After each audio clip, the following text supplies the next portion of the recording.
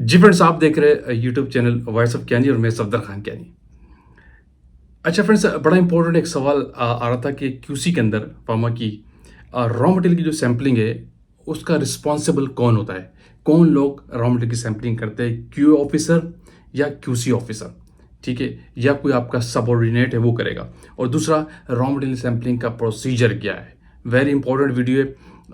मैं आपको दोनों चीज़ें क्लियर करता हूँ, क्या प्रैक्टिसेस इंडस्ट्रीज में होती है और क्या प्रोटोकॉल है, क्या एसओपी होता है सैम्पलिंग करने का और कौन रिस्पॉन्सिबल होता है।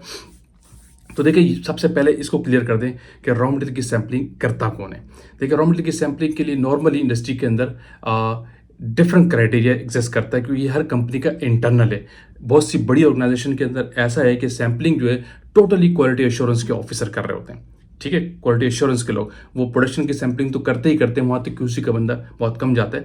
लेकिन क्यूसी का जो बंदा है वो रॉ मटेरियल की सैम्पलिंग ज़्यादातर कर रहा होता है। लेकिन बहुत सी इंडस्ट्रीज में ऐसा है कि दोनों एंड से क्वालिटी एश्योरेंस का ऑफिसर सैम्पलिंग कर रहा होता है, क्यूसी का बंदा इन्वॉल्व नहीं होता। जो बड़ी बड़ी ऑर्गेनाइजेशन है वहाँ पे रॉ मटेरियल के सैंपल भी इतने ज़्यादा आ रहे होते हैं कि वहाँ नॉमिनेटेड लोग, क्वालिटी एश्योरेंस के लोग होते हैं, जो एक बंदा है स्पेसिफिकली क्वालिटी एश्योरेंस का, वो वेयर हाउस के अंदर असाइन होता है, हर वक्त वहीं रहता है। वो सिर्फ उसका काम सिर्फ सैम्पलिंग करना होता है और सैंपल ला के रखना होता है। लेकिन बेसिक इंडस्ट्रीज भी है जहाँ पे रॉ मटेरियल की सैम्पलिंग स्पेसिफिकली कहा गया है कि वो क्यूसी का एनालिस्ट खुद जाके करेगा, ठीक है। ये आपका इंटरनल है, इसके लिए कोई क्राइटेरिया नहीं है कि रिस्पॉन्सिबल क्यूसी ऑफिसर है या रिस्पॉन्सिबल क्यू ऑफिसर है या कोई नॉन टेक्निकल सबऑर्डिनेट है, ठीक है।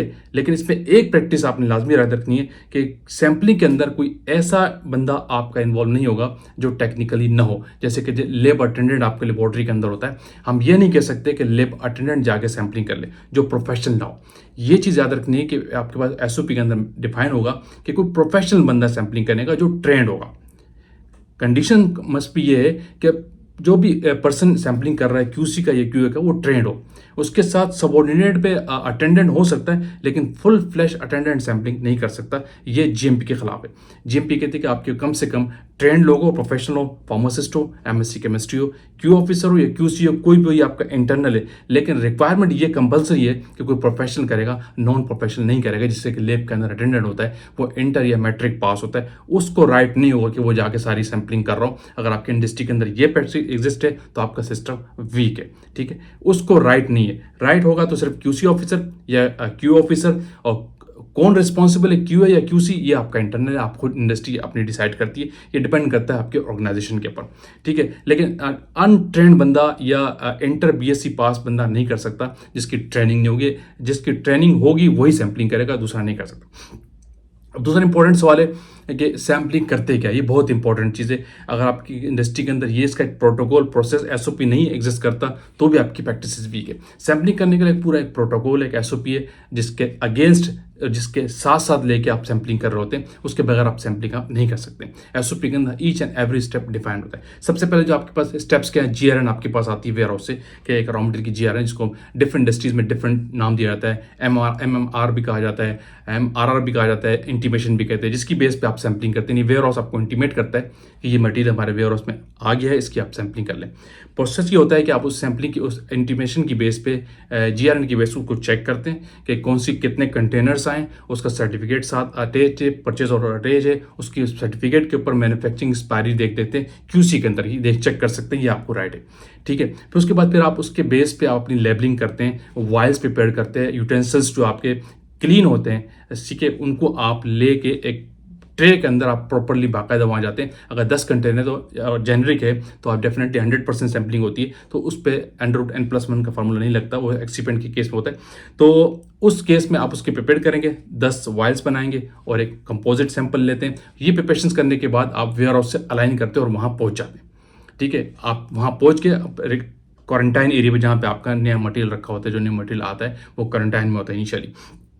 तो फिर इसके साथ फॉर्म के साथ आपके पास एक इंपॉर्टेंट फॉर्म होता है एसओपी के अंदर, जिसको हम सैम्पलिंग एनेक्जर कहते हैं, जो सैम्पलिंग की रिपोर्ट होती है स्पेसिफिकली। ये बहुत इंपॉर्टेंट डॉक्यूमेंट है, इस पर लोग बड़ी गड़बड़ करते हैं। इस पर बहुत इंपॉर्टेंट चीज़ नोट करने की जो मैं आपको बताने लगा हूँ, कि इस फॉर्मेट की बेस पे आपकी सैम्पलिंग होती है और ऑडिटर इस चीज़ को चेक करता है। यानी ये फॉर्मेट वो फॉर्मेट है सैम्पलिंग एनेक्जर जिसको हम कहते हैं, जो आपके एसओपी का पार्ट होता है।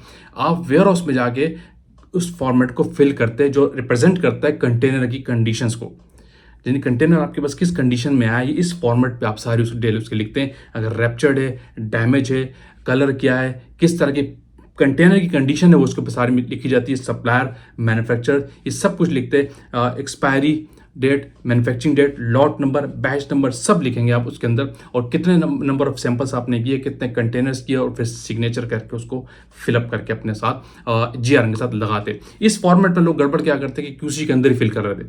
क्यूसी के अंदर बैठे हुए उस फॉर्मेट के अंदर देख लेते हैं COA जो सर्टिफिकेट एनालिसिस है रॉ मटेरियल के साथ, वहाँ से लॉट नंबर, मैन्युफैक्चरिंग, एक्सपायरी यहाँ से एंटर कर देते। This is not a good practice, क्योंकि ये चीज़ वेरी करती है। समटाइम ऐसा होता है कि सर्टिफिकेट के ऊपर एक्सपायरी लिखी हुई, वहाँ पर कंटेनर पे नहीं दी हुई, सही है, कंटेनर पे जस्ट लॉट नंबर मेंशन है, तो कंटेनर के ऊपर जस्ट एक्सपायरी लिखी हुई तो लॉट नंबर मेंशन नहीं है, या मैन्युफैक्चरिंग डेट मेंशन नहीं है। तो जिस कंडीशन में कंटेनर आपके पास रिसीव हुआ है, एज इट इज कंडीशन में आप इस सैम्पलिंग एनेक्जर में फिलअप करते हैं, सारी रिपोर्ट्स आप लिखते हैं। ये बहुत इंपॉर्टेंट चीज़, ये रिपोर्ट टोटली रिप्रेजेंट करती है आपके कंटेनर को जो वेयर हाउस में आपके पास रिसीव हुआ है, उसको देख के वहाँ जाके आप फिल करते हैं, और उसके बाद फिर आप गो अहेड देते हैं कि इन कंटेनर को खोला जाए। उससे पहले आप कंटेनर खोलते भी नहीं है, ये भी गलत प्रैक्टिस है। अगर आपने सैम्पलिंग एनेक्जर की रिपोर्ट फिल नहीं की और कंटेनर खोल दिए, तो इसका मतलब आप ठीक नहीं कर रहे हैं। हो सकता है कंटेनर गलत हो सकता है कंटेनर ठीक ना हो सकता है कंटेनर के ऊपर लॉट नंबर नहीं हो, और कंटेनर फटे हुए हो, या उस पर एक्सपायरी ना हो, सिर्फ लॉट नंबर हो।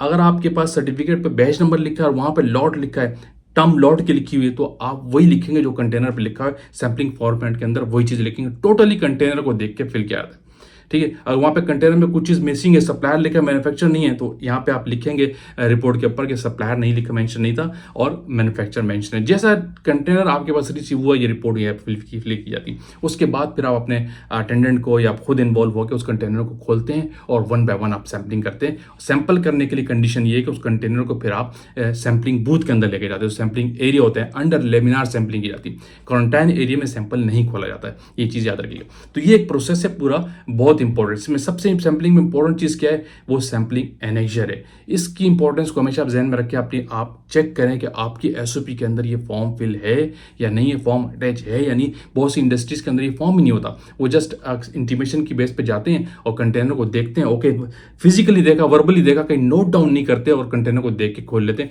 ये गलत प्रैक्टिस है, this is the weak practice, ठीक है। तो ये है बेसिकली सैम्पलिंग करने का प्रोसीजर। फिर वहाँ से आप सैंपल करने के बाद आप आते हैं अपने क्यूसी के अंदर, और क्यूसी के अंदर अपनी जो रिपोर्ट आपका रजिस्टर होता है, वहाँ पर उसकी सैम्पलिंग की एंट्री करते हो, और पर्टिकुलर जगह पे उस सैंपल को आप रख देते हो। और जीआरएन को अगर आज टेस्ट नहीं होना, कल होना है, तो उस जीआरएन को अपनी फाइल के अंदर लगा देते स्पेसिफिक जगह पे। चीज़ें जहाँ से ली जाती हैं उनको वहीं रखा जाता है, हैपोजिट वे में यहाँ वहाँ चीज़ें नहीं रखी जाती, जिससे क्यूसी का एनवायरनमेंट जो सिस्टमेटिक नहीं रहता। आपको सिस्टम में रहकर काम करना है, एक सिस्टम बना होता है सैम्पलिंग का, और उसको आपको फॉलो करना है, और ये सिस्टम आपके एसओपी का पार्ट होता है।